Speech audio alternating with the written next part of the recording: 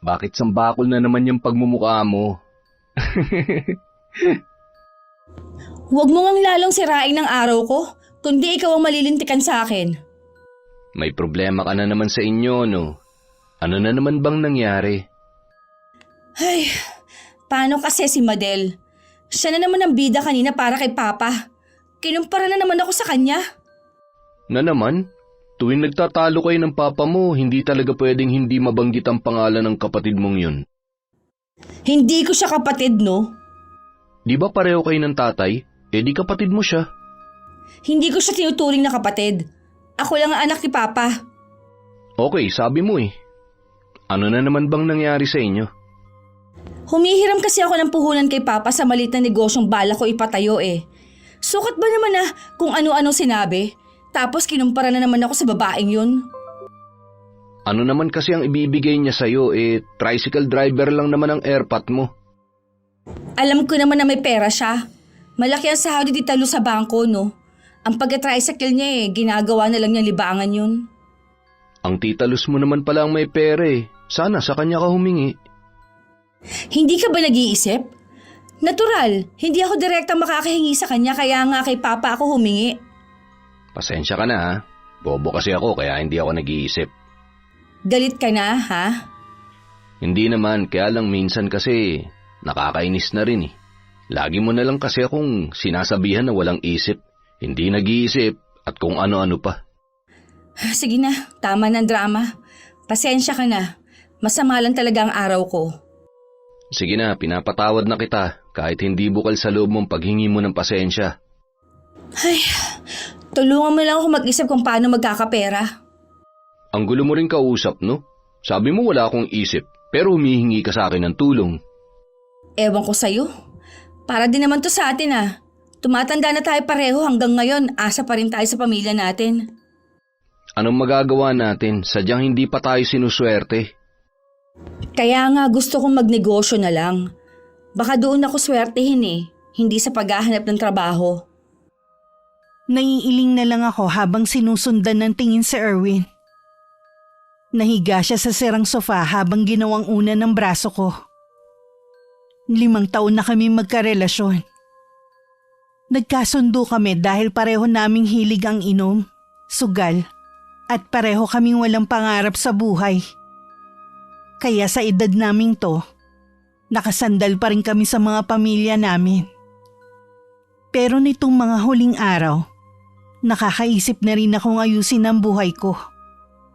Kaya naman sinubukan kong manghiram ng pera kay Papa. Pero sinupalpal lang niya ako. Hindi ko naman siya masisi dahil ilang beses ko na siyang binigo. Maraming beses na ako nangako na magbabago na at aayusin na ang buhay ko. Pero hanggang sa nanawa na lang siya sa pangangaral sa akin. Nang makita kong walang pagkain sa inuupahang apartment ni Erwin, nagpaalam na lang akong uuwi sa amin. Sigurado kasing sa akin na naman siya hihingi ng pambili ng pagkain. Wala naman siyang nagawa na magpaalam na ako. Pagdating sa bahay, nadatnan ko si Madel sa sala. Ngumiti siya sa akin. San ka nang galing, ate? Kanina pa kita hinahanap eh. Ano bang pakialam mo kung saan ako nang galing? Hindi naman ako importante sa bahay na to eh. Huwag mong sabihin yan, ate. Nalaman ko nga na nagtalo pala kayo ng papa kanina. Kaya ka ba galit pati sa akin? Ay, ngayon nga lang ulit ako humingi sa kanya ng pabor, hindi pa niya ako mapagbigyan. Parang hindi niya ako anak ah. Pagpasensya mo na si papa. Wala talaga siyang mabibigay sa yung pera. Magkano lang naman kasing kinikita niya sa pamamasada ng tricycle. Tamang-tama lang para sa mga maintenance niya. Maliit na halaga lang naman ang kailangan ko eh. Hindi ko naman uubusin ang pera niya. Ano bang negosyong naiisip mong itayo? Kung hindi mo mamasamain ang pagtatanong ko. Marami akong naiisip. Katulad ng pagpapatayo ng karinderya o di kaya tindahan ng school supplies. Pero te, marami ng karinderya dito sa atin. Halos tabi-tabi na nga eh. Yung school supplies naman, marami namang mabibili sa mga tindahan. Ano ngayon? Gusto ko lang subukan. Baka sa pagnenegosyo ako swertehin. Hindi biro ang gusto mong pasukin. Paano kung hindi ka magtagumpay? Hindi talaga. Dahil ngayon pa lang, kumukontra na agad kayo. Hindi naman sa ganun, te. Hindi kasi biro maglabas ng puhunan. Mabuti ka pa nga eh. Nasa maayos na. Ako, hanggang ngayon lugmok pa rin. Kaya nga pala kita gustong makausap. Baka gusto mong pumasok na ahente sa pinapasukan ng kaibigan ko. Madali lang naman daw ang trabaho eh. Naku, nag-ahente na ako ng bahay dati, hindi ako swerte sa ganyan. Sa call center, baka doon swertihin ka na. Yung kaklase ko sa high school, doon na nagtatrabaho. Madali kanyang mapapasok. Pasensya ka na, Madel. Mahina ako sa puyatan eh. Staff sa isang resort. Medyo malayo nga lang at isang beses lang ang day off dahil nasa isla. Pero libre lahat at malaki ang sahod. Siguradong makakaipon ka kagad. Isla? Ayoko nga. Para mo na rin akong pinatapon. Tsaka, ayoko malayo kay Erwin, no? Baka mamaya ipagpalit ako nun sa ibang babae kapag hindi na kami nagkita. Wala na akong maisip na iba eh. Baka pwedeng ikaw na lang magpahiram sa akin ng perang pampuhunan. Ate, 1 taon pa lang ako sa trabaho ko. Hindi pa naman ganun kalaking ipon ko. Ang sabihin mo, katulad ka rin ni Papa, wala ka rin tiwala sa akin. Wala kang bilib sa pinaplano ko. Ate naman. Huwag mo akong matawag-tawag na ate ha. Wala kang kwentang kapatid. Ate, teka lang naman. Mag-uusap muna tayo. Kahit anong pagtawag sa akin ni Madel, hindi ko na siya pinansin. Inila ko na rin ang pinto ng kwarto para hindi siya makapasok. Nagngingit-ngit ng husto ang kalooban ko dahil hindi nila ako mapagbigyan sa kahilingan ko. Habang nakaupo sa gilid ng higaan, biglang sumagi sa akin ang nakaraan. Namatay sa panganganak sa akin ng tunay kong ina. Ilang taon din bago naisipan ni Papa na mag-asawa muli. Yun nga si Tita Luz. Mabait naman siya sa akin. Hindi kailanman nagbago ang trato niya sa akin mula nang dumating siya sa buhay naming mag-ama. Hindi ko lang matanggap nang ipanganak si Madel. Mula nang dumating siya, sa kanya na lahat ang atensyon nila. Wala nang ginawa si Papa kundi purihin siya sa lahat ng bagay. Samantalang ako naiiwan sa isang tabi. Kinasusok naman kita. Balang araw, malalampasan ko rin ang nagawa mo. Pupurihin din ako ni Papa. Wala akong kamalay-malay habang tumatagal. Nalulunod na ako sa matinding galit sa kapatid ko.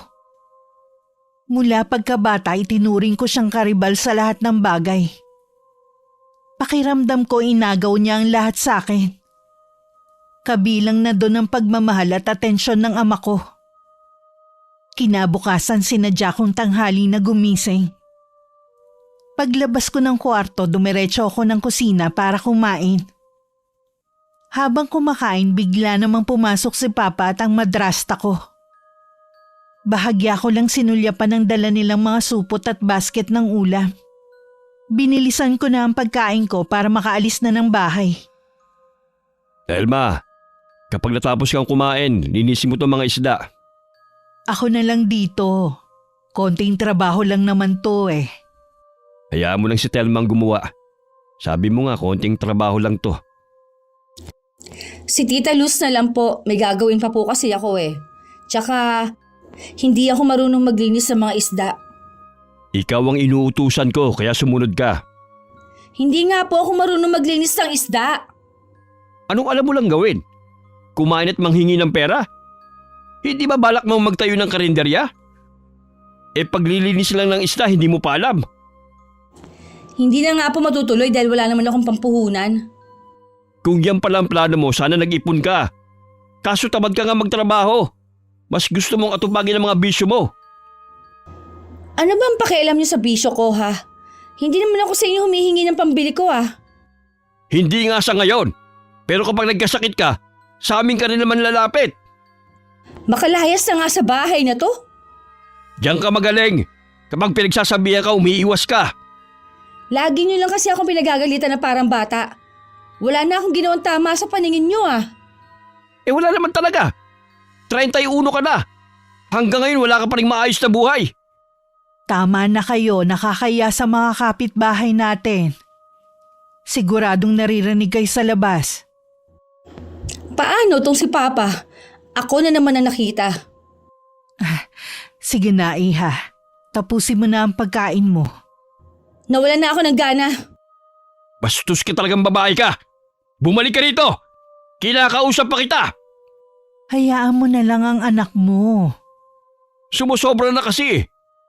Baguhin mo ang pakikipag-usap mo sa anak mo para hindi lumayo ang loob niya sa'yo. Anong gusto mo? Kausapin ko na parang nasa daycare? Sa edad niyang yan, puro sakit pa rin ang ulang binibigay niya. Kaya siguro nagkakaganon ang anak mo dahil naghahanap siya ng kalinga mula sa'yo. Mula pagkabata, punong-puno siya ng pag-aaruga at pagmamahal sa atin. Hindi ko lang alam bakit siya nagbago. Basta kapag kakausapin mo siya, wag laging pagalit. Oo na. Di ba mamamasada ka pa? Sige na, ako na lang bahala sa mga pinamalengke natin. Hindi agad ako umalis nun kaya narinig ko pa ang iba nilang pinag-usapan. Imbis na matuwa ako sa ginagawang pagtatanggol sa akin ni Tita Luz, nakaramdam pa ako ng inis sa kanya. Pakiwari ko kasi nagkukunwari lang siyang mabait sa harapan ni Papa. Para nga magmukha na naman akong kontrabida. Dahil wala naman ako ibang mapuntahan, tumuloy na lang ako sa apartment ng boyfriend ko. Isang OFW ang nanay ni Erwin. Bunso siya sa 3 magkakapatid at pawang pamilyado na ang 2. Siya na lang ang sinusuportahan ng nanay nila na sa pagkakaalam ko may bago ng asawa sa ibang bansa. Bakit ka bumalik? O bakit? Lagi naman ako nandito ah. Paano kasi bigla ka na lang umalis kahapon? Para kang sinisilihan na nagmamadaling umuwi. Ano ba bang gagawin ko dito? Wala ka namang pagkain. Sigurado ako na naman ang bibili. Yun ba? Huwag kang mag-alala. Nagpadala ng airmat ko ng panggastos ko kaya may pambili na tayo. Malaki ba magpadala ang airmat mo? Minsan, hindi naman sa akin pinapadala direkta ang pera kundi sa kapatid ko. Binibigyan lang ako ng panggastos. Bakit mo na itanong? Naisip ko lang kasi na baka pwedeng makahiram sa airmat mo ng perang pang negosyo natin. Nako, malabo. Wala yung tiwala sa akin. Kaya nga sa kapatid kong panganay ipinapadala ang allowance ko eh. Subukan mo lang. Sige. Titingnan ko magagawa ko. Babanggitin ko sa airmat ko kapag tumawag. Kapag nakahiram ka, sisimulan agad natin ang ipapatayo nating karinderya. Ipamumukha ko sa pamilya ko na kaya ko rin magtagumpay sa buhay. Huwag ka muna magsaya dyan, wala pa nga eh. May tiwala naman ako sa'yo eh. Ayusin mo lang ang pagsasabi para bigyan ka ng pera ng airmat mo. Oo na. Kailan ka tatawag sa airmat mo? Matagal na akong hindi tumatawag kay Ermat. Siya lang lagi ang tumatawag sa akin. Kailan siya tatawag sa'yo? Baka matagal pa. Kakapadala lang ng pera eh. Hindi ba pwedeng tawagan mo siya? Pwede rin. Ngayon mo na kaya tawagan para makahiram na tayo ng pera. Gusto ko na kasing simulan ng negosyo natin eh. Oo na. Ang kulit mo rin, no? Para din to sa atin kaya ako nagmamadali. Huwag ka maingay, tatawagan ko na. Mabuti, day off niya ngayon. Abot tenga ang ngiti ko habang pinapanood si Erwin sa pagtawag sa nanay niya. Lihim din ako nagdadasal na sana pahiramin niya kami ng pera para masimulan ko na ang negosyong naiisip ko. Yun lang kasi ang paraan para matalo ko si Madel. Gusto kong patunayan sa kanila na kaya ko ding umasenso na walang tulong mula sa kanila. Ilang sandali pa sumagot na rin ang nasa kabilang linya. Lalong lumaki ang pagkakangiti ko. Pero maya-maya lang unti-unti na rin itong nawala habang nakikinig ako sa usapan ng mag-ina. Hindi kasi pumayag ang nanay ni Erwin. Sabi pa niya wala siyang tiwala sa anak sa sinasabi nitong negosyo. Mas maigi pa daw na maghanap na lang ng trabaho ang anak. Narinig ko pang sinabi ng nanay niya na masamang impluensya lang daw ako kay Erwin. Ay, ang kapal naman ng ermat mo para pagsalitaan ako ng masasama. Tingin ba niya sa'yo, Santo? Pagpasensyahan mo na ang ermat ko. Nakalimutan ko palang sabihin sa iyo na hindi ka niya gusto para sa akin dahil na rin sa mga sumbong ng dalawa kong kapatid. Bakit ngayon mo lang sinabi na hindi pala boto sa akin ang ermat mo, ha? Akala ko pa naman. Pasensya ka na. Ayaw ko lang kasi masaktan ka eh. Sa tingin mo kaya hindi ako nasasaktan ngayon? Eh ikaw naman kasi itong mapilit na tawagan ng ermat ko eh. Ewan ko sa'yo. Wala ka talagang isip. Ayan ka na naman eh. Kung wala akong isip, bakit nagtsatsaga ka pa rin sa akin? Nagtanong ka pa talaga? Natural, mahal kita. Eh yun naman pala eh. Sana wag mo nang ulit-ulitin na wala akong isip dahil kung tutuusin, pareho lang tayong walang isip. Kaya nga magkasundo tayo eh. Hindi na lang ako umimik para hindi na humaba ang pagtatalo namin. Noon lang kami nagtalo ng ganun katindi. Lalo tuloy ako nagingit sa galit sa nanay niya. Bago ako umuwi sa amin, nagkaayos naman kami ni Erwin. Yun nga lang nawalan na ako ng amor sa pamilya niya. Akala ko pa naman totoo ang kabaitan na ipinapakita sa akin ng dalawa niyang kapatid. Yun pala sinisiraan ako sa nanay nila. Pagdating sa bahay, naabutan kong nagsasaya ang tatlo. Marami ding pagkain sa hapagkainan. Nalaman ko na promote pala sa trabaho si Madel. Wow, congrats ha! Parang pinag-uusapan pa lang natin na mag-isang taon ka pa lang sa trabaho. Pero ngayon na-promote ka na kaagad. Anong sekreto mo ha, sis? Sumipsip ka ba sa boss mo? Magaling lang talaga ang kapatid mo. Hindi niya kailangang sumipsip. Hindi ba? Mali pala ako. Akala ko sumipsip ka. Ganun kasi ang ginagawa mo palagi eh. Telma, kung sisirain mo lang ang araw ng kapatid mo, sana hindi ka na lang muna umuwi. Bakit? Bahay ko naman to ah. Bahay to ng mama ko. Kaya wag niyo akong pagbabawalan na umuwi. O tama na yan. Kumain na lang tayo. Hindi maganda yung nagtatalo kayo sa harap ng pagkain. Baka mamaya ay lumayo ang grasya sa atin. Si Papa kasi eh. Wala nang ibang magaling sa kanya kundi si Madel. O bakit? Talaga namang magaling yung kapatid mo ah.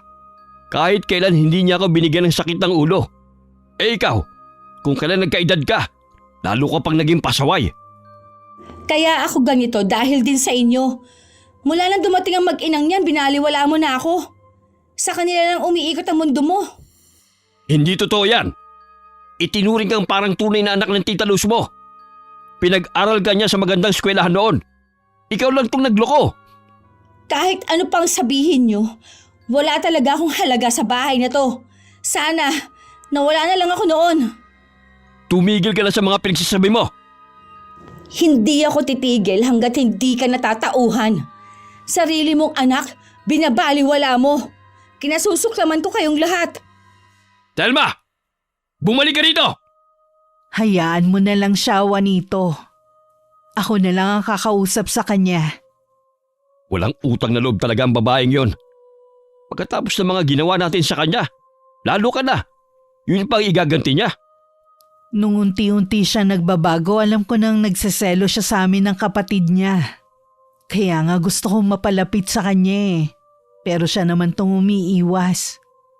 Pa, wag na po kayong magalit kay Ate Thelma. Intindihin niyo na lang siya. Tulungan na lang po natin siya. Plano ko nga na mag-loan para ibigay sa kanya. Gusto ko siyang suportahan sa plano niya. Pero Luz, baka mami ay... Huwag ka nang tumutol. Buo na ang pasya ko. Oo nga pa. Suportahan na lang natin si Ate Thelma sa plano niya. O sige, bahala kayo. Magdamag akong hindi umuwi sa amin. Hindi rin ako nagpunta sa bahay ni Erwin. Sa bahay ng isang kaibigan ako nagpalipas ng gabi.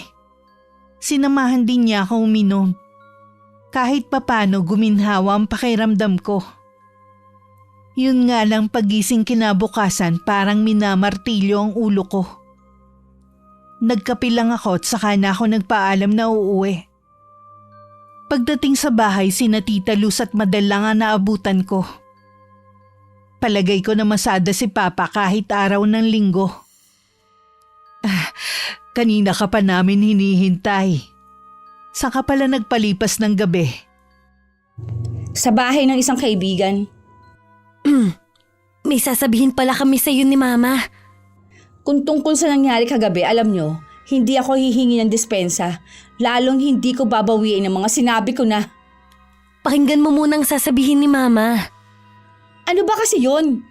Gusto ko na matulog, masakit ang ulo ko eh. Gusto kitang bigyan ng puhunan sa binabalak mong negosyo. Ha? Balak niyo akong bigyan? Pero bakit po? Pamilya tayo, Thelma. Natural lang na magtulungan tayo, di ba? Oo nga po, kaya lang baka tumutol ang papa ko. Ay, wag mo siyang intindihin. Pumayag na rin naman siya eh. Hindi ko alam kung paano ko kayo pasasalamatan. Basta kung ano magpapasaya sa'yo, susuportahan ka namin ng kapatid mo. Maraming salamat po, Tita Luz. Madel. Wala yun, te. Kapag may kailangan ka, magsabi ka lang. Biglang nawala ang sakit ng ulo ko. Walang pagsidla ng tuwang nararamdaman ko ng mga oras na yon. Wala na rin ako inaksaya na panahon. Agad ako naghanap ng pwesto na pwede kong upahan para sa karinderyang binabalak ko. Pinuntahan ko rin si Erwin. Parang hinipan ng hangin na nawala na ang galit na nararamdaman ko sa kanya.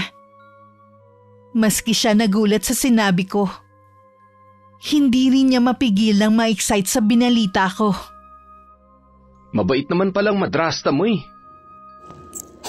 Nagulat nga ako na sabihin nilang papahiramin ako ng pera eh.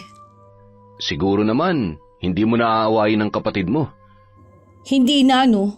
Baka mamaya magbago pa ang isip ng mag-inang yun. Eh di sisimulan na natin ang paghahanap ng pwesto para sa karinderya mo. Kaya nga nandito ako eh. Para magpasama sa'yo. Mayroon akong alam na pwestong pinapaupahan. Baka bakante pa yun. Puntahan na natin. Baka maunahan pa tayo eh. Tatawagan ko muna yung kaibigan ko. Siya kasi nakakaalam kung sino may-ari nun eh. Pagkagaling natin sa pwestong sinasabi mo, mamili na rin tayo ng gamit na kailangan natin. Oo ba? Lahat ng gagawin mo, nandito lang ako para tulungan ka. Kapag nagtagumpay ako sa negosyo ko, kakainin ng pamilya mong lahat ng sinabi nila sa akin. Hindi mo pa rin ba nakakalimutan? Hindi ko yun makakalimutan habang nabubuhay ako. Akala mo kung sino, nakapag-abroad lang ang airmat mo.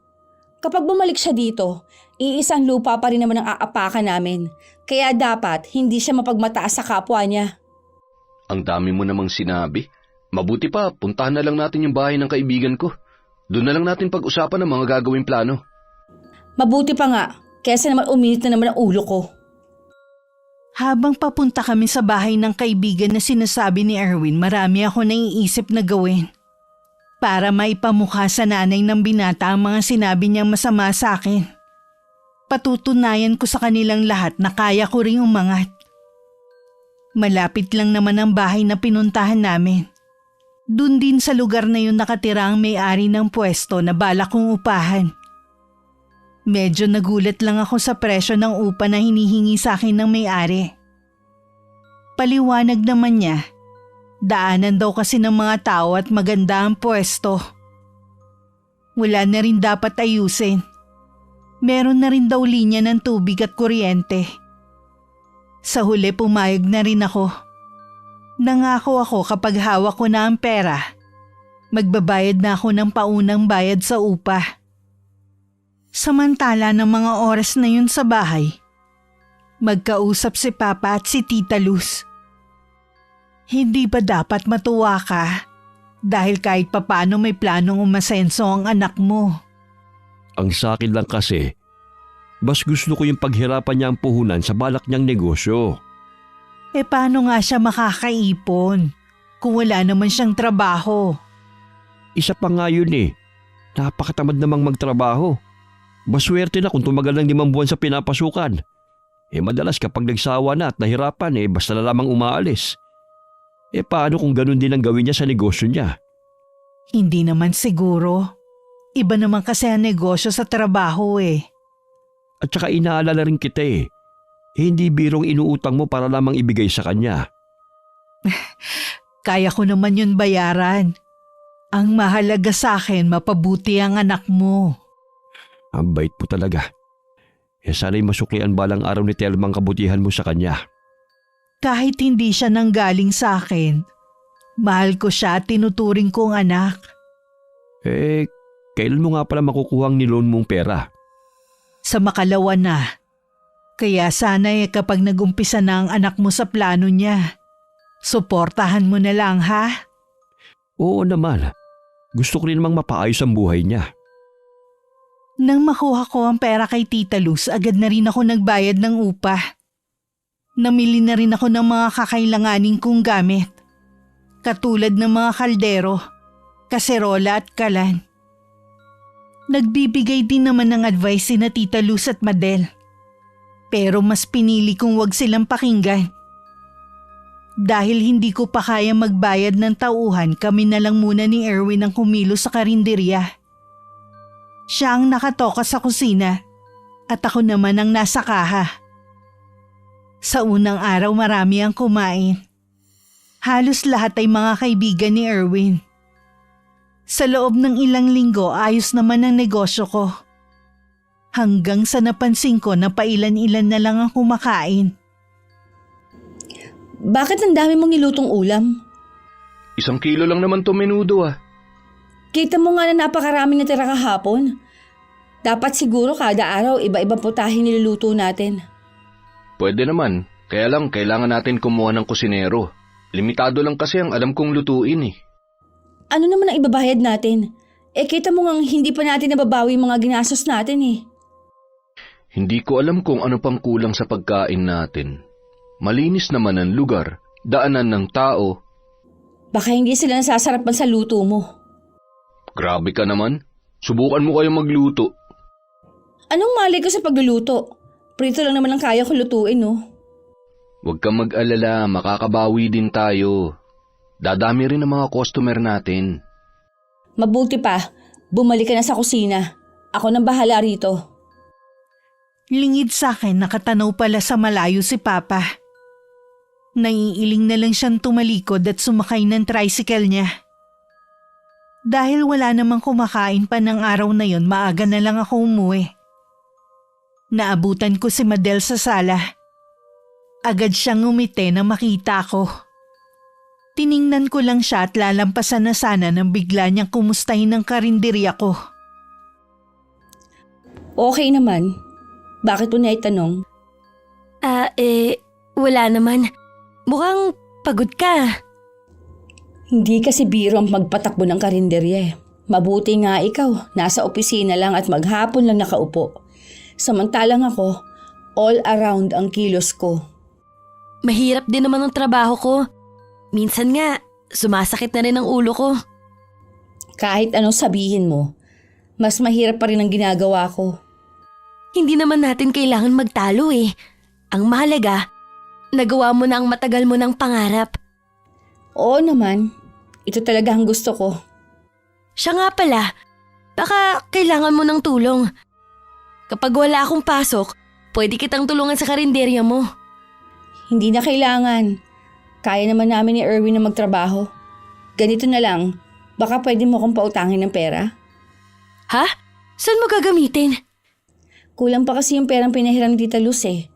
Idadagdag ko sana sa negosyo ko. O sige, pahiramin kita. Salamat sis ha. Ang bait mo talaga. Pero sana atin-atin lang to ha. Huwag mo na banggitin kay Papa. Oo naman. Teka lang, kukunin ko lang yung pera. Hindi naman nagtagal, bumalik na rin ang kapatid ko. Tuwang-tuwa ako habang kinukuha ko sa kanya ang perang hinihiram ko. Pagkatapos magpasalamat, nagpaalam na akong magpapahinga. Dahil pagod ako. Madaling araw pa lang kasi kailangan ko nang gumising para mamalengke. Nang makita ko nga ang itsura ko sa salamin, nakaramdam ako ng panlulumo. Sa loob lang kasi ng 1 linggo nagmukha na agad akong losya. Dahil sa pagod at puyat. Parang gusto ko tuloy magsisi. Nakarinderya pa ang naisipan kong itayong negosyo. Ano? Gusto mo nang ipasara tong karinderya? Oo sana, wala naman kasi nangyayari eh. Tapos nauubos ang puhunan. Akala ko ba binigyan ka ng kapatid mo? Oo nga. Kaya lang baka ipangpasalon ko na lang. Tingnan mo naman ang itsura ko. Mukha ng nanay ang itsura ko na may 5 anak. Ay, nagpakapagod ka pa rito. Isinama mo pa ako. Hindi mo rin naman pala itutuloy. Anong gusto mo ha? Ituloy pa rin? Nagpapakapagod lang tayo, wala namang bumabalik sa atin. Tiyaga lang naman ang kailangan eh. Ang bilis mo naman sumuko. Kung may pangpuhunan ka pa, di ikaw ang magtuloy nito. Ay, hindi ka ba nahihiya sa madrasta mo? Bakit naman ako mahihiya? Sila naman tungkusan nagpahiram ng pera sa akin eh. Yun na nga eh. Paano mo sila mababayaran yan? Bahala na. Huwag mo nga akong kulitin sa bagay na yan. Hindi pa naman sila naniningil eh. Nagmamalasakit lang ako sa'yo. Gusto ko na rin kasing magbagong buhay. Akala ko seryoso ka na sa negosyo natin. Negosyo lang. Wala ka namang ambag dito eh. Anong wala? Ako ang nakatoka sa kusina. Mula nung mag-umpisa tayo, wala pa akong natatanggap na sahod sa'yo. Nanulumbat ka ba? Huwag mo sanang kalilimutan. Marami kang naging utang sa akin noon. Yan na ang kabayaran mo. Grabe ka talaga. Para akong walang kwentang tao sa'yo. Wala akong sinasabi na wala kang kwenta. Ganun na rin yun. Bahala ka na nga sa buhay mo. O teka, saan ka pupunta? Aalis na. Di ba sabi mo hindi mo na to itutuloy? So ano pang gagawin ko rito? Hindi pa naman ngayon eh. Marami pa tayong gagawin ngayon. Kaya mo na yan. Total, ikaw lang naman ang magaling sa ating dalawa eh. Erwin! Bumalik ka dito! Huwag mo akong iwan! Mangiyak-ngiyak ako nang iwan ni Erwin. Dahil wala naman ako makakatulong sa karinderya, minabuti kong isara na lang yun ng araw na yun. Agad ko rin naman napagtanto ang mali kong ginawa, kaya pinuntahan ko si Erwin. Pero wala siya sa apartment nang dumating ako. Sabi ng kapitbahay niya sinundo daw ng mga kapatid. Narinig daw ng Ale na mag-a-outing ang mga yon. Pumupunta pa rin naman ako sa karinderya. Dahil hindi naman ako marunong magluto ng mga iba't ibang putahe, hindi ko rin mapanindigan ang tinayo kong negosyo. Nakakainis naman. Bakit ba puro nalang palpak ang mga plano ko? Malas sa trabaho, malas pa rin sa pagnenegosyo. Kung kailan pang kailangan kong lalaking yun, tsaka pa ako iniwan. Buwisit. Saktong 4 na buwan isinara ko na ng tuluyan ng karinderya. Bahala ko na lang ibenta ang mga gamit para maibalik ang perang pinahiram sa akin ni Tita Luz. Sigurado kasing makakarinig na naman ako kay Papa ng masasakit na salita. Maghapon lang ako nun sa bahay. Kanina ko pa kasi hinihintay ang tawag ni Erwin. Kahit lagi kaming away-bate, siya pa rin ang lagi kong kakampi sa lahat ng oras. Nung hapon na dumating si Madel, tinatanong niya kung bakit sarado ang karinderya. Galing daw sila dun ng mga katrabaho. Gusto raw sana nilang kumain. Galing pala kayo doon? Oo, bakit nga sarado? Ano kasi eh, 1 linggo nang sarado. Wala kasi si Erwin, walang magluluto. 1 linggo na? Ganun na katagal? Buti hindi kayo nalulugi. Sayang naman ang araw. Walang magagawa eh. Isinama si Erwin ng mga kapatid sa outing eh. Ate, hindi ganun ang nagnenegosyo. Dapat tuloy-tuloy lang. Di ba sabi ko naman sa'yo, kung kailangan mo ng tulong ay magsabi ka lang? Hay, hayang ka na naman eh. Magmamarunong ka na naman. Anong tingin mo sa akin ha?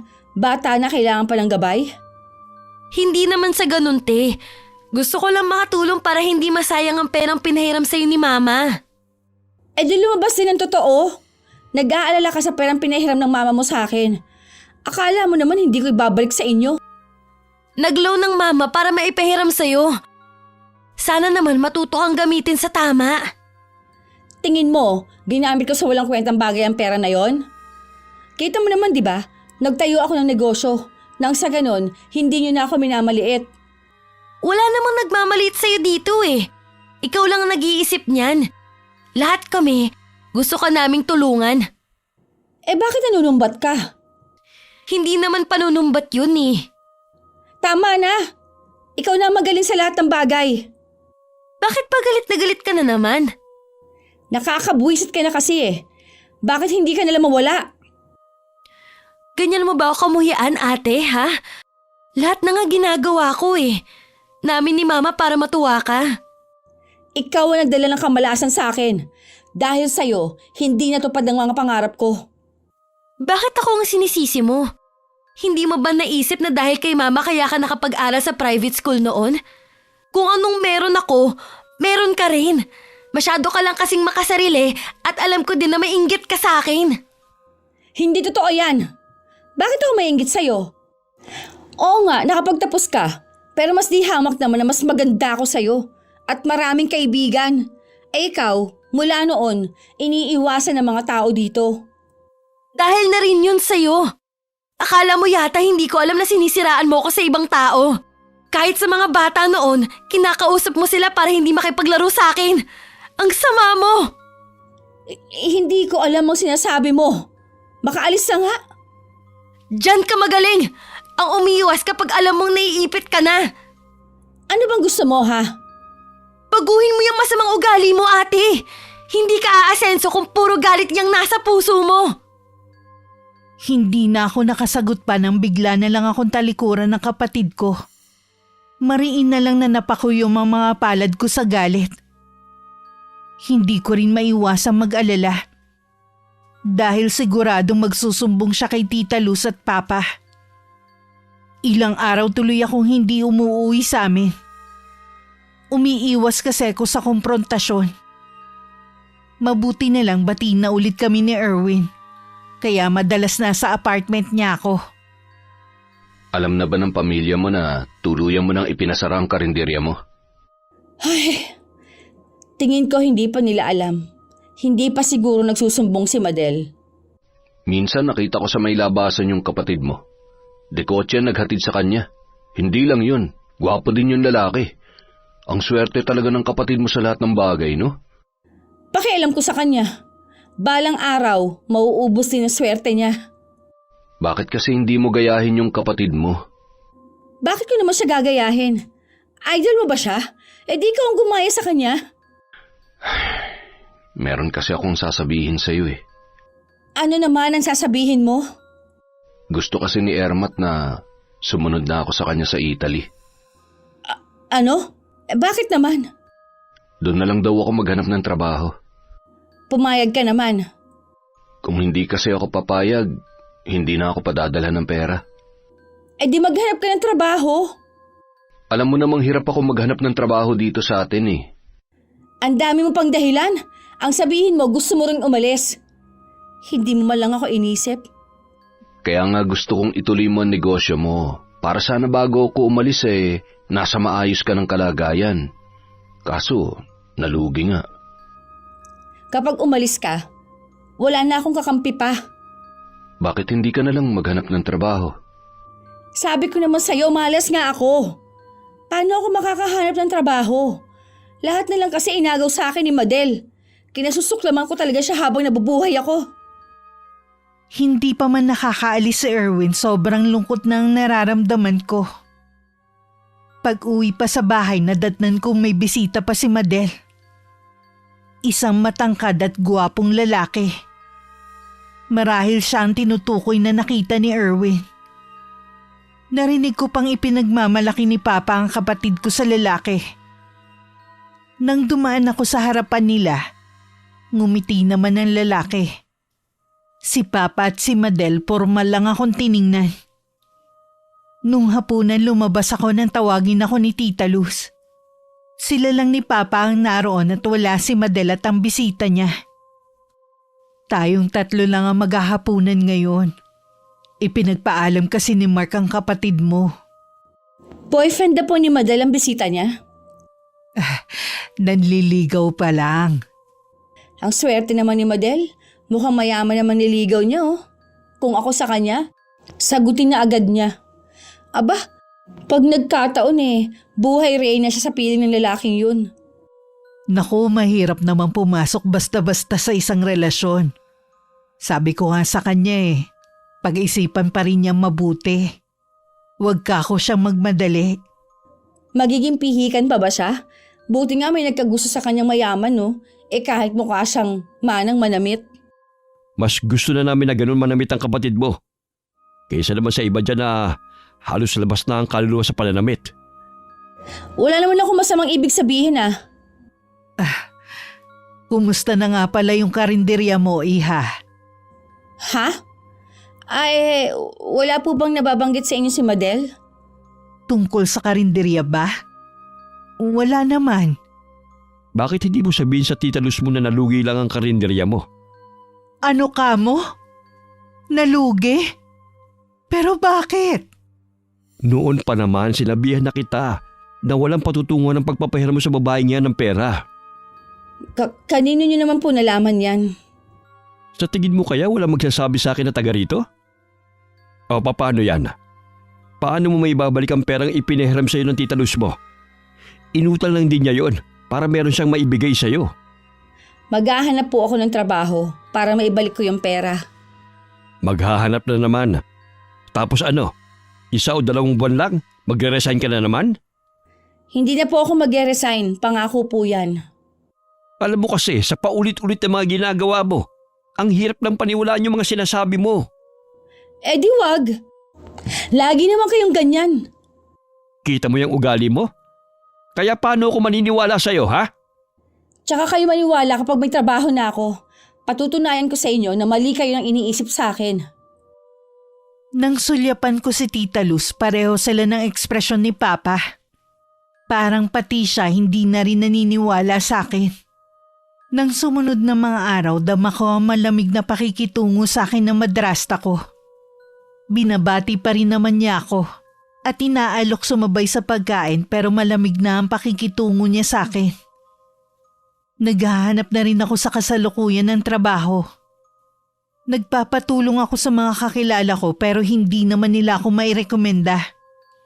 Dahil ang dahilan nila, baka mapahiya lang sila kapag bigla akong umalis.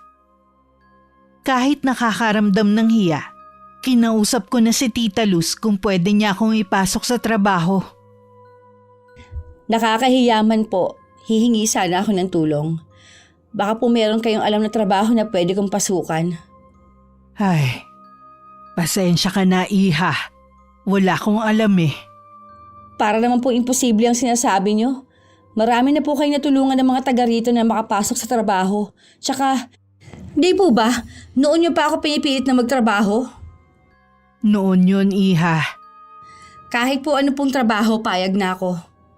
Pasensya ka na talaga. Hindi na kita matutulungan pa. Iniisip ko lang po kasi kung paano ko kayo mababayaran. Huwag mo munang isipin yun. Hindi ko pa naman kailangan ng pera. Si Madel kaya, baka pwede niya ako matulungan makapasok sa pinagtatrabahuhan niya. Sa pagkakaalam ko kasi kailangan college graduate. Kausapin mo pa rin siya. Baka matulungan ka niya.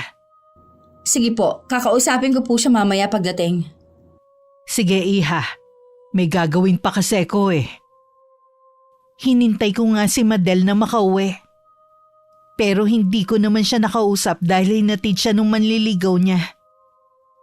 Doon din naghapunan ng lalaki. Sumabay naman akong kumain sa kanila.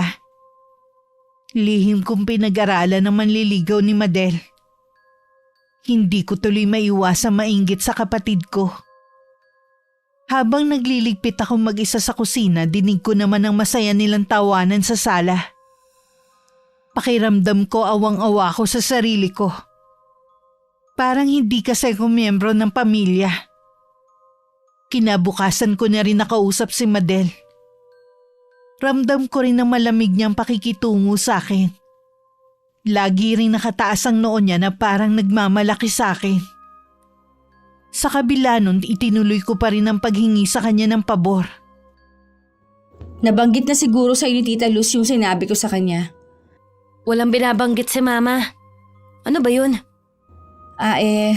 Baka pwede mo ako ipasok sa pinapasukan mo? Wala pa kasing bakante sa amin. Tsaka, nakakahiya kasi kung i-recommenda kita. Baka mamaya kapag hindi mo nagustuhan ng trabaho, bigla ka nalang magre-resign. Hindi na ako magre-resign, pangako yan. Nakikiusap naman ako sa'yo eh. Kailangan ko lang talaga ng trabaho. Sige, sasabihan na lang kita kapag mayroong bakante. Salamat sis ha. Alam ko maaasahan pa rin kita sa kabila na minsan nag-aaway tayo. Ikaw lang naman ang nangaaway sa akin eh. Huwag ka mag-alala sis. Mula ngayon magbabago na ako. Hindi na kita aawayin. Okay, sabi mo eh. Para namang hindi ka naniniwala sa akin eh. Yun lang bang kailangan mo? Kaya mo ko kinausap? Mag-aayos pa kasi ako. May lakad kasi ako ngayon. Oo, yun lang naman.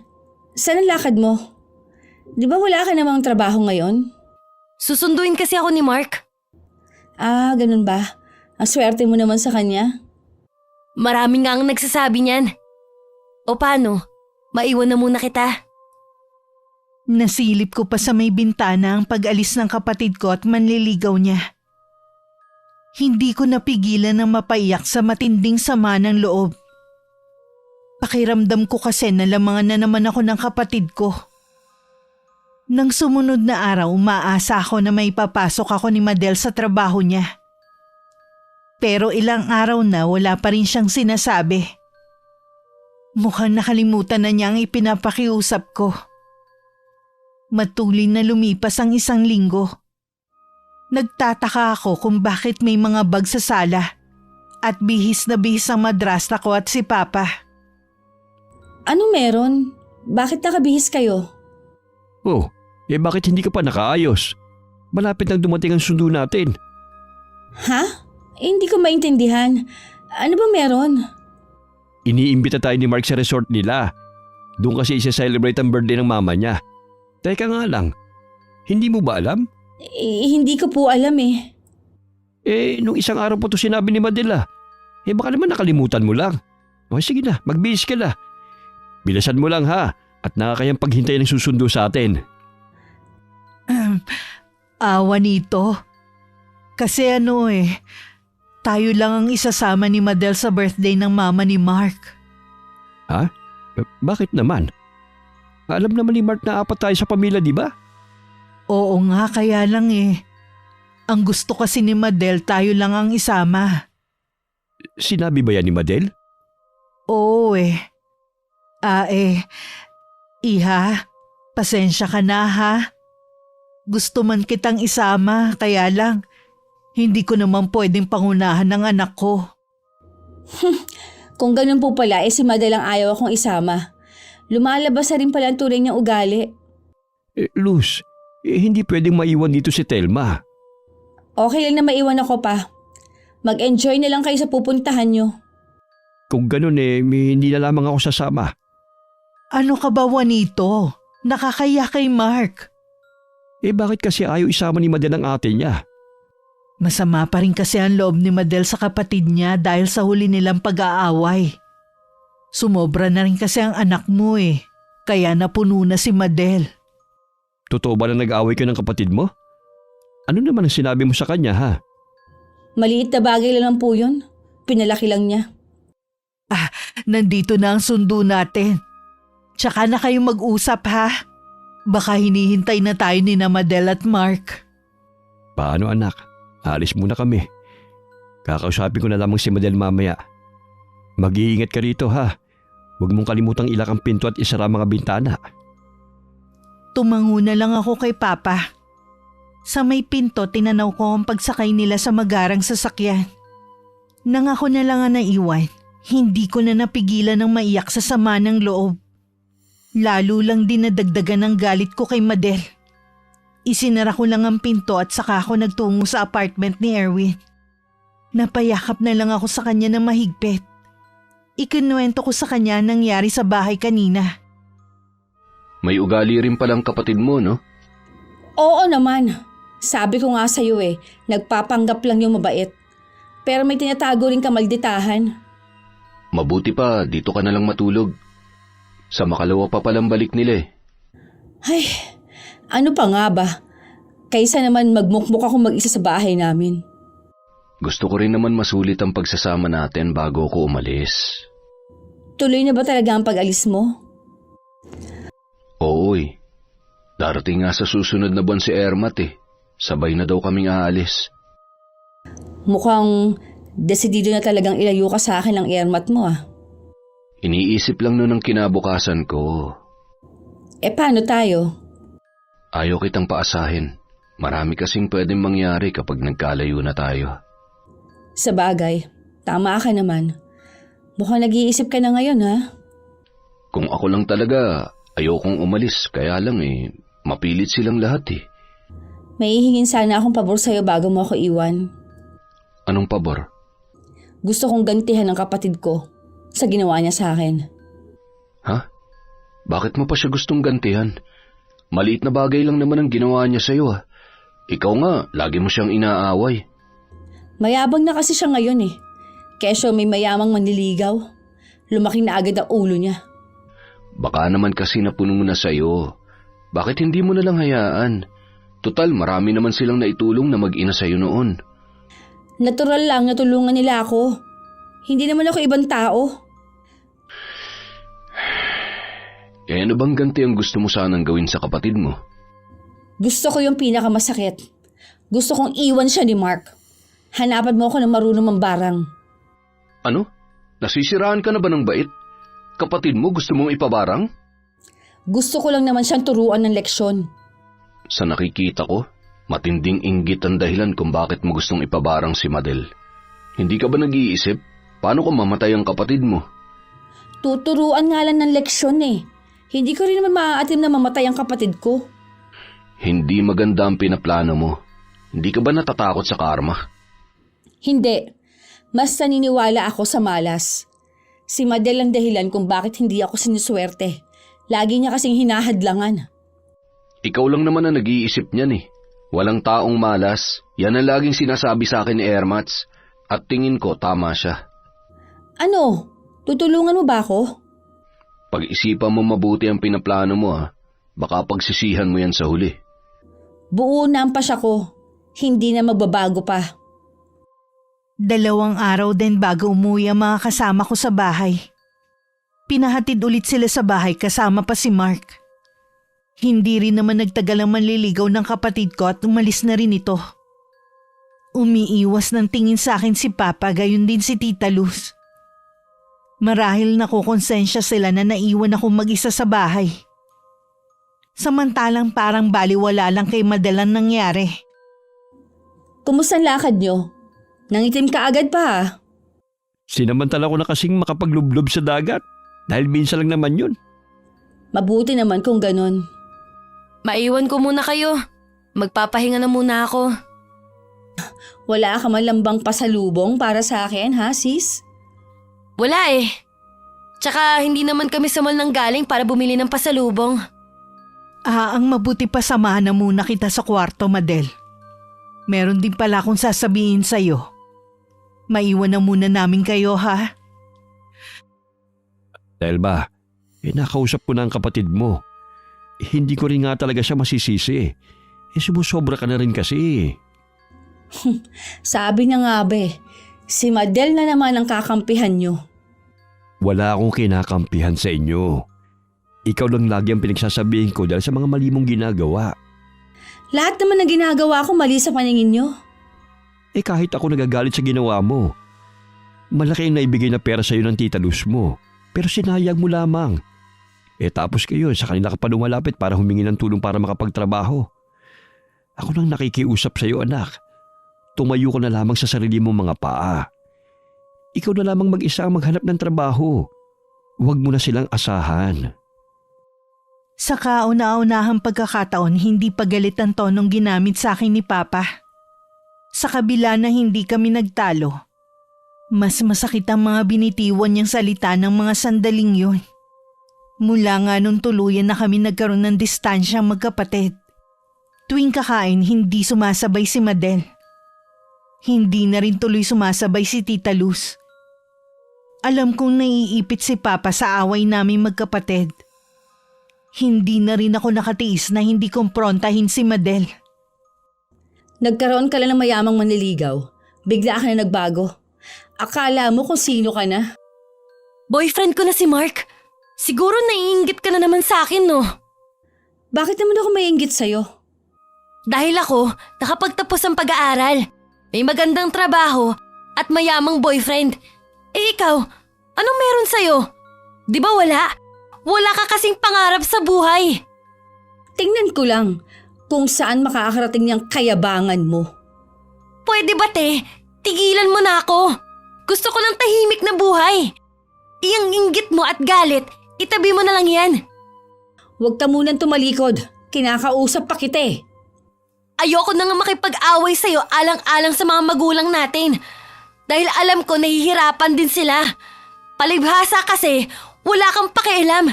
Lalo na sa papa natin. Itong tatandaan mo ha.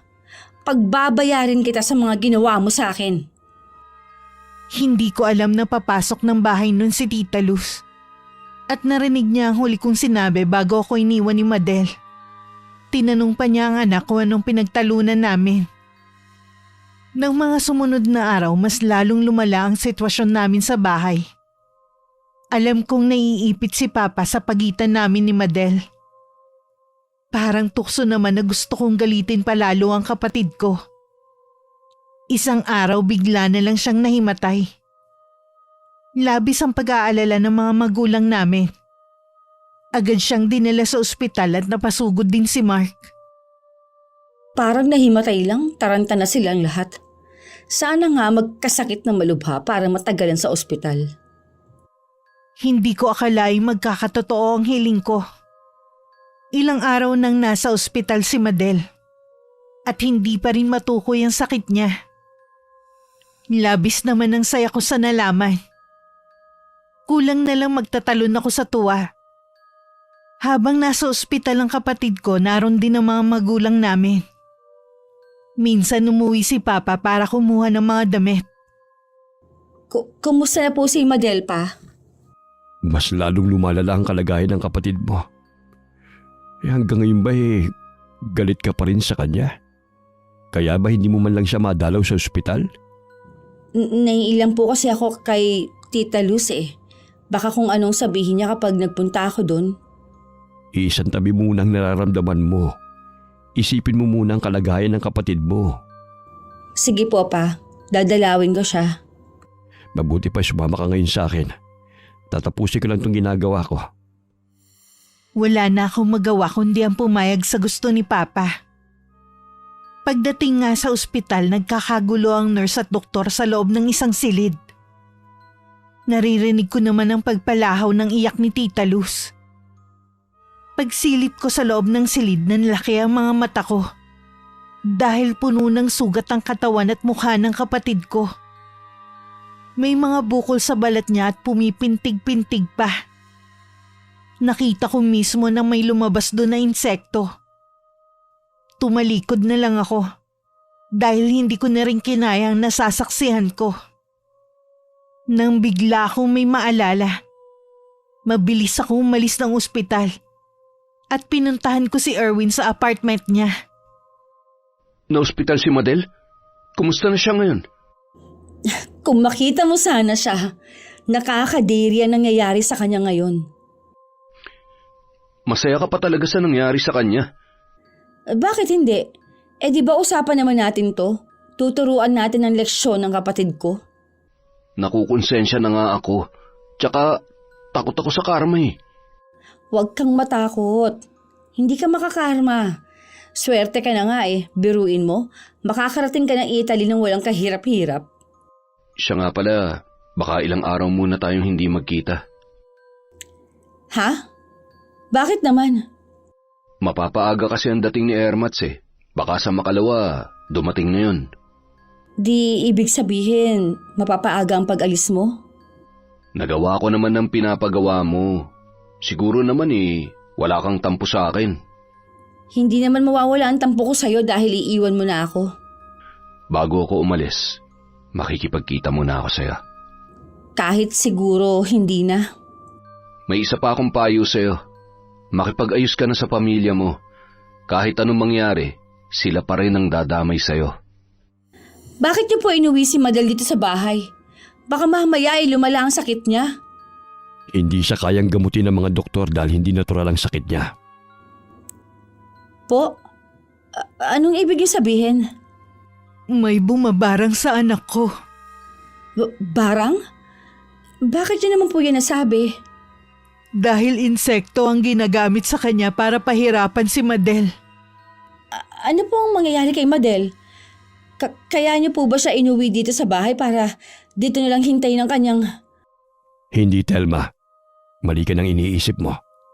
Kaya namin siya inuwi para dito na siya sa bahay magpagaling. Paano po siya magagamot dito? Maghahanap tayo ng magaling na albularyo para mapagaling ang kapatid mo. Sigurado po ba kayo na binabarang si Madel? Alam kong mahirap paniwalaan, pero yun ang totoo. Pupuntahan ko lang si Madel. Umuungol na naman siya sa nararamdaman niyang sakit. Aalis na rin ako. Magtatanong ako sa mga kakilala ko kung may alam silang magaling na albularyo. Sige po, Tay. Pupuntahan ko na lang rin si Madel. Palalakasin ko loob niya para hindi siya sumuko. Kita pareho kina Papa at Tita Luz ang pagdurusa dahil sa nangyayari sa kapatid ko. Nagbubunyi naman ako sa kaibuturan ng puso ko. Nang wala na si Papa tsaka ako pumasok sa silid ni Madel. Naabutan ko pa siyang umiiyak. Mas lalong lumala ang mga sugat niya sa katawan. Nakakadiri na tuloy lumapit. May amoy na rin kasi ang sugat nito. Napansin ko rin ang mga maliliit na uod na nagtatalsikan sa kanyang higaan. Hindi ko tuloy magawang lumapit. Para na akong itinulo sa kinatatayuan ko. Hindi ko na po kaya, Mama. Hirap na po ako. Huwag kang susuko, anak. Hindi ko kaya kapag may masamang nangyari sa'yo. Mahal na mahal kita. Ano bang nagawa kong kasalanan? Bakit sa akin nangyayari to? Pagsubok lang yan sa'yo. Nandito lang kami ng papa mo. Hindi ka namin pababayaan. Oo nga naman, Madel. Umalis nga ang papa ngayon para maghanap ng albularyo. Huwag ka mag-alala. Gagaling ka na rin. Sana nga, ate. May iba nga pala ako. Nasaan nga pala si Mark? Bakit hindi mo siya kasama ngayon? Ayokong makita niya ang kalagayan ko. Kaya pinauwi ko muna siya. Akala ko iniwan ka na niya. Ang ibig kong sabihin, kapal niya kapag ginawa niya yun sa'yo. Kahit ako magagalit sa kanya. Mahal na mahal niya ako. Hindi niya gagawin na iwan ako. Ang swerte mo naman pala talaga. Gusto mo bang kumain, Iha? Ipagluluto kita ng sopas. Ayoko, Ma. Sige na po, Tita Luz. Ipagluto niyo na si Madel ng pagkain. Ako na lang muna magbabantay sa kanya. Kailangan may lakas siya. Hindi siya gagaling kung puro lang iyak ang gagawin niya Tama ka, Telma. O sige, maiwan ko muna kayo, ha? Bakit nandyan ka sa may pinto? Bakit hindi ka lumapit sa akin? Nandidiri ka ba? Ha? Paano kung sabihin kong oo? Magagalit ka ba? Hindi ako magagalit dahil totoo namang nakakadiri ang itsura ko. Bakit nga pala hindi ka napagaling ng mga doktor? Hindi rin nila maipaliwanag ang sakit ko. Baka tama nga sila. May bumabarang sa akin. Sino daw ang gagawa nun sa'yo? Wala ka namang kagalit dito sa atin. Sabi ni Mama, maaaring may matinding inggit sa akin ang gumagawa nito sa akin. Hindi naman daw kailangan may makaaway ako para may gumanti sa akin. Pasensya ka na, sis. Hindi kasi ako naniniwala sa ganyan Ako din naman, hindi naniniwala nung una. Pero paano maipapaliwanag ang nangyayari sa akin? Buhay pa ako pero dinadagsa na ako ng uod. Hindi ko rin alam eh. Si Mark ba? Naniniwala sa barang? Hindi siya naniniwala. Gusto nga niyang iluwas ako ng Maynila para doon ako ipagamot. Tumutol lang si Papa. Baka daw kasi lalong lumala ang kalagayan ko. Pagaling ka na, sis. Sayang naman kasi ang maganda mong trabaho kung nakaratay ka lang. Parang gusto ko nalang sumuko. Kaya lang paano si Mama, si Papa at si Mark? Kaya nga eh. Lalo na si Mark. Baka mamaya maghanap pa yun ng iba. Kung sakaling hindi na ako gagaling, ayos lang naman na maghanap na lang siya ng iba. Ayoko naman na matali siya sa akin. Puro ang boyfriend ng kapatid ko ang naging topic namin. Marami tuloy ako nalaman tungkol sa lalaki. Sa likod ng isip ko, tama lang na nangyari yun kay Madel. Kapag hindi siya gumaling, siguradong iiwan na siya ni Mark. Hindi ako papayag na lahat na lang ng swerte sa kanya mapunta. Kung miserable ako, dapat ganun din siya. Umalis lang ako ng silid nang bumalik si Tita Luz. May dala siyang mangkok ng sopas. Sa silid ko, nakaramdam naman ako ng sundot ng konsensya. Pero mas nangibabaw pa rin ang inggit ko kay Madel. Madilim na nang dumating si Papa. Narinig kong hinahanap niya ako. Parang galit na naman siya. Nagkibit-balikat na lang ako dahil sanay naman ako na palagi siyang galit sa akin. Paglabas ko ng silid, sinalubong niya agad ako ng malakas na sampal. Nag-aalala na lang ako na patitig sa kanya. Maging si Tita Luz nagulat sa ginawa ni Papa. Yun kasi ang kauna-unahang sinaktan niya ako. Bakit niyo ako sinampal? Ang lakas ng loob mong tanungin ako? Akala mo ba hindi mabubunyag ang lihi mo, ha? Hindi ko po alam ang sinasabi niyo. Huwag ka na magmaang-maangan pa! Alam ko na ang totoo! Huminahon ka, Juanito, baka pati ikaw atakihin. Tingnan mo, namumula ka sa galit. Kung ano man yung ikinagagalit mo, ipagpaliban mo muna yan. May sakit si Madel. Hindi magkakasakit ang anak natin kung hindi dahil kay Telma. Ano? Hindi ko maintindihan.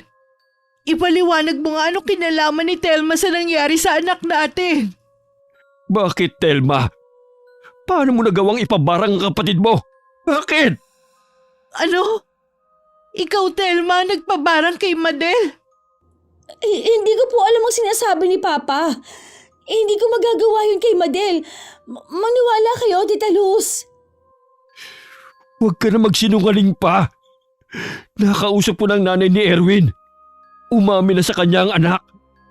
Ikaw ang nag-utos na humanap siya ng marunong mangbarang. Si Erwin? Hindi niya yung magagawa sa akin. Hindi niya magagawang ilaglag ako. Ang sama mo! Paano mo nagawa sa anak ko to, Telma? Tita! Tama na po! Tama na, Luz.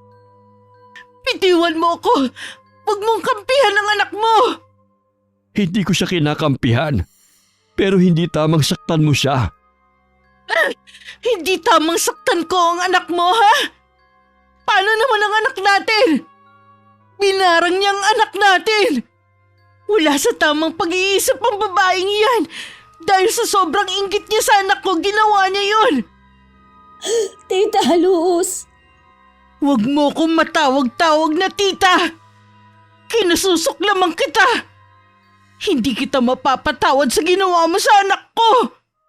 Palayasin mo ang babaeng yan dito, Juanito. Baka mamaya tayo naman ang isunod niyang ipabarang. Wala kayong karapatan na paalisin ako dito.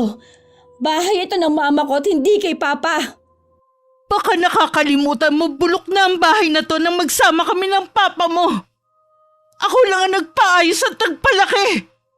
Pa, huwag niyo hayaan na paalisin ako dito ni Tita Luz. Wala akong iba mapupuntahan. Luz, Hindi ko maaaring basta nalang paalisin si Telma. Hindi ko hahayaan na magpalaboy-laboy na lamang siya sa kalsada. Ganun ba? Pagkatapos ng ginawa niya kay Madel, siya pa rin ang kakampihan mo? Hindi ko siya kinakampihan. Wala lang siyang mapupuntahan kung aalis siya sa bahay na ito. Pwes kami ni Madel ang aalis sa bahay na to. Hindi ko nakakayanin pa tumira kahit ilang minuto kasama ang anak mo. Magsama kayong mag-ama. Saan niyo naman balak pumunta? Kahit saan, basta malayo sa anak mo. Luz, mag-usap muna tayo. Bunang pa siya kung aalis na kami dito. Bahala ka na kung sasama ka o mananatiling kasama dito ang babaeng yan. Nang araw ding yun, nag-alsabalutan sina Tita Luz. Dumating din si Mark para sunduin ng mag-ina. Hindi sumama si Papa sa kanila. Parang gusto ko nang magsisi sa ginawa ko. Noon ako nakaramdam ng hiya. Na imbis na ako nagprotekta sa kapatid ko, ako pang nanakit sa kanya. Kanina ko pa rin tinatawagan si Erwin, pero naka-off ang cellphone niya. Hindi ko alam kung sinadya ba niya yun para hindi ko siya makausap. Buong magdamag ako walang tulog. Kahit hindi ako tumingin sa salamin, alam kong namumugto na ang mga mata ko sa pag-iyak. Naabutan ko sa labas si Papa. Malalim ang iniisip niya. Lumapit ako't naupo malapit sa kanya. Paano mo ito nagawa sa kapatid mo, Telma? Ganun ba katindi ang galit mo sa kanya? Patawarin mo ako, Pa. Nabulag lang ako sa matinding selos at inggit na nararamdaman ko kay Madel. Lahat ng meron ng kapatid mo, meron ka rin. Hindi ka itinuring na iba ng Tita Luz mo. Kung ano man ang narating ng kapatid mo, dahil yun sa sipag at tiyaga niya. Magagawa mo rin sana yun eh. Pero mas pinili mo magpatangay sa emosyon mo. Alam ko na walang kapatawaran ang ginawa ko, pero nagsisisi na ako.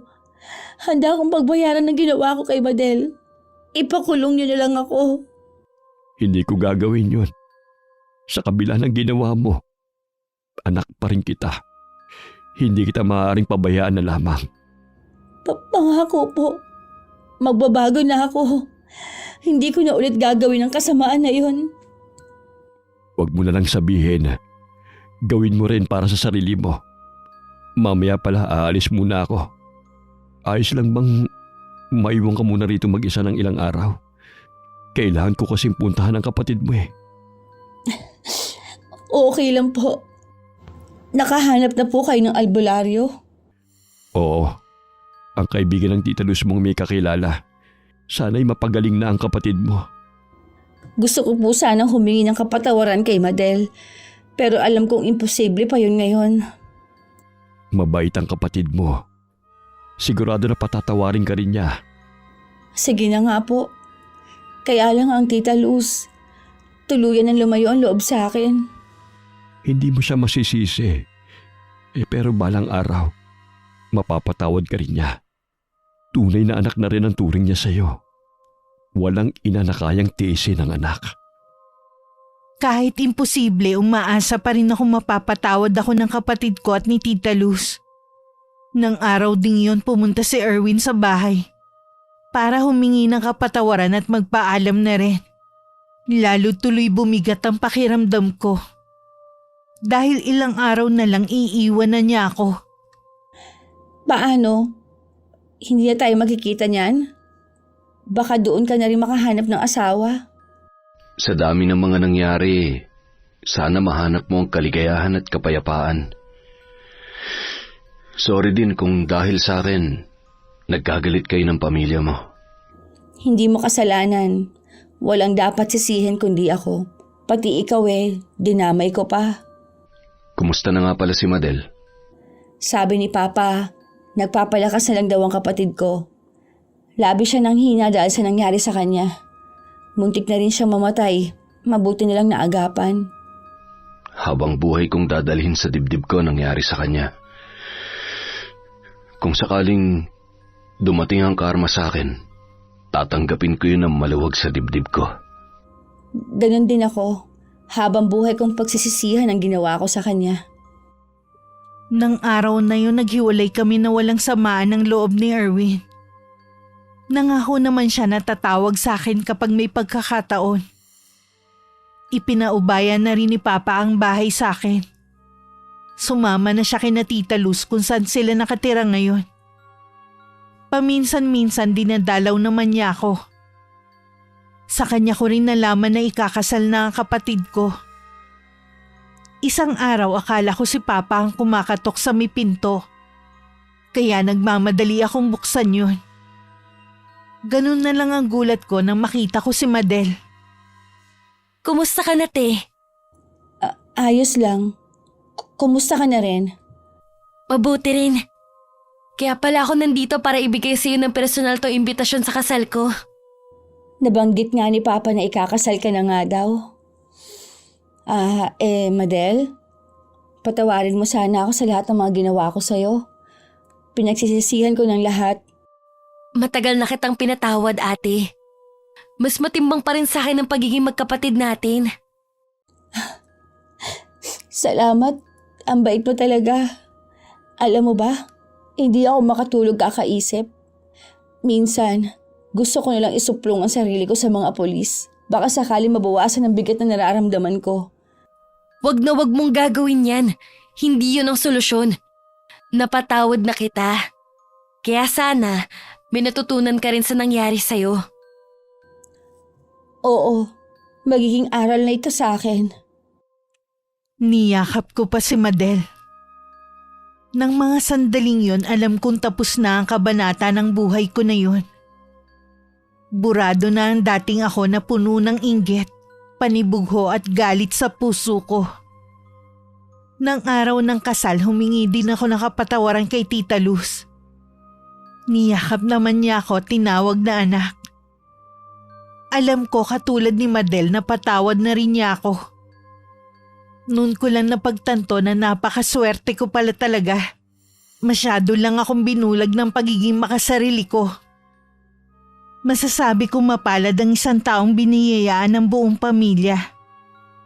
Pero mas higit na mapalad ang taong binigyan ng ikalawang pagkakataon para magkaroon ng buo at masayang pamilya. Wakas,